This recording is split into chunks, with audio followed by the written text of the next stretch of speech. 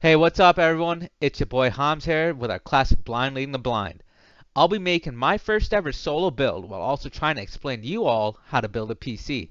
This PC includes an ROG Strix B550A gaming motherboard along with a Ryzen 5600X with an Artic cooler 34 Esports Duo. This also has a killer EVGA XC3 3080 plus 3200 16x2 Vengeance LPX RAM along with a Samsung 970 EVO 1TB SSD and an EVGA 750 watt G5 Gold Supernova, all together in a stylish Lian Lancool Mesh 2. I'm gonna be honest with you guys, I think this case is a killer, both in terms of looks and airflow at a price point of around $100. For a detailed review of this case, make sure to watch my video linked here. First things first, we're going to unwrap our motherboard and CPU. Being cautious with our CPU, we're going to look for the marked corner so you can match that with the marked corner on our motherboard. We'll lift the release pin and evenly and gently place our CPU in. Then with pressure, we'll close the release pin. This part feels scary because you do need to apply a little bit of force. Here we see the smaller stock AMD cooler with thermal paste already pre-applied for easy finger application, compared to the giant Artic cooler that needs paste.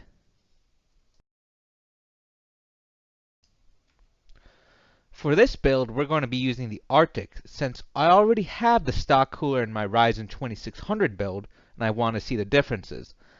This cooler requires that we take off the stock bracket, then put on the risers. Make sure to check the threads with the manual because each board has different risers. Correctly place the risers in, making sure you're paying attention to the threading because one side has a larger thread than the other. For our AMD board, the risers will go in the furthest hole on the bracket, as illustrated. The bend of the risers faces inwards towards the heatsink. As you can see here, I originally had it lined, but one of my brain cells died and I flipped it around. This, of course, became apparent when I tried to place the heatsink on the board. After properly lining it around, we had a fit. Now it's time to place the fans. One fan pushes cool air into the block, and the other one shoots the hot air out. It's important to make sure the exhaust fan is aligned so the vibration dampeners are touching the block. The cooler uses these cool wire pins to hold the fan in. As long as you don't apply too much pressure, they keep shape and a tight hold. As you might have caught on, I didn't actually apply the thermal paste, but it took me some time to realize. 2 thumbs down. Connect the fans and make sure to have the cables come through the back of the cooler for your best cable management. If you're using 2 sticks of RAM, look at the motherboard or manual to see where to place them. You can also see that the ports with the asterisks are the ones you have to use. Also, please prepare yourself for what you're about to watch. If you built a PC, make sure to leave a scathing comment. If you've never built a PC but you have common sense, you can also do the same. You can literally see me look into the camera and die on the inside. I mean, come on, I tried for like at least 2 minutes pushing those slots and turns out they don't even move. And I'm going to just let you on a surprise. The worst part was they weren't even set all the way in. Bad. Most people prefer to use a SATA SSD or hard drive, but I had a 1TB NVMe SSD, so I decided to rehome it. For this, you need to take off the heatsink. The slot for the card is on the right side. After sliding it in at a 30-degree angle, make sure to use the screw provided by the motherboard to tighten the card. You can then peel off the heatsink sticker and screw the heatsink back on. Honestly, it's a pretty clean motherboard, right? Like, I mess with it. So the next thing we're going to do is we're going to take off the case side so we can put the motherboard in. With this case, you want to open up the doors from the bottom, then the glass doors, slide the panel up, and then either throw it away or you can gently place it somewhere. They are pretty fragile and they're relatively heavy. Line up the motherboard with the labeled screw holes. Since we're using an ATX board, we'll look for all the holes marked A. Use the designated motherboard screws and make sure not to screw them tightly on one side before moving to the other side because it can skew the screws.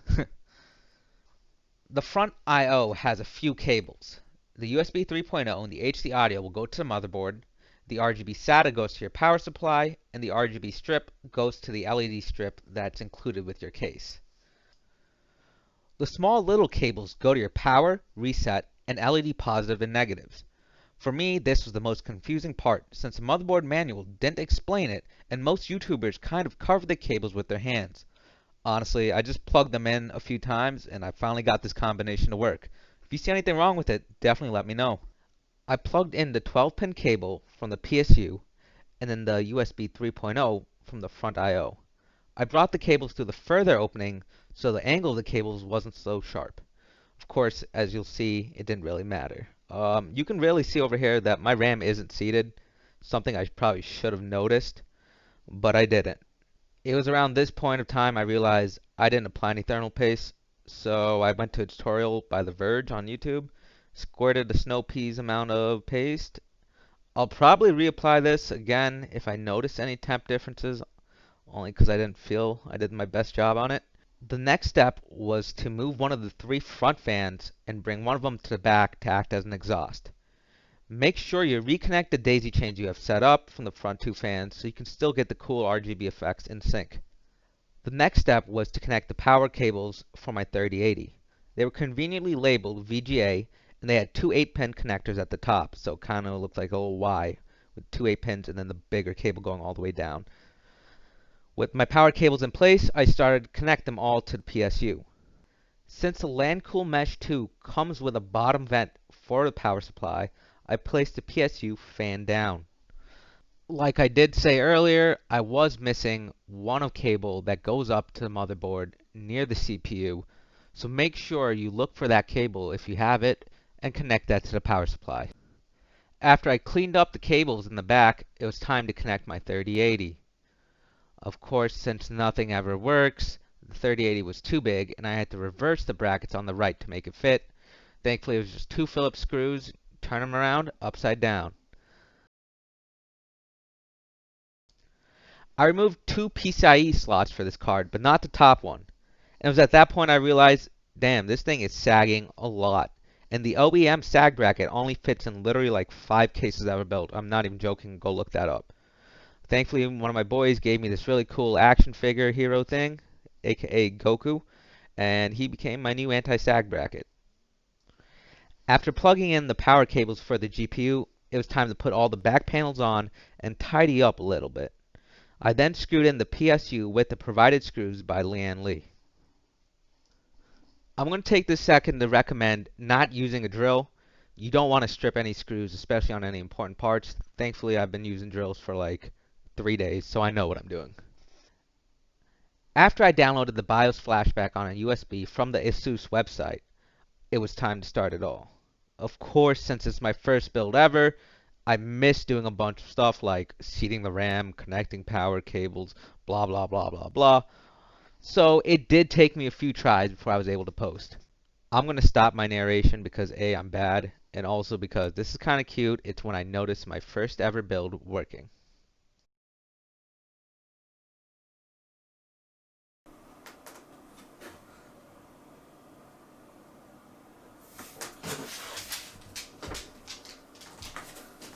Oh, yeah, ah, oh, hey Rocky, yeah, yo, what's good, dude? Get hype, get hype, get hype, get hype.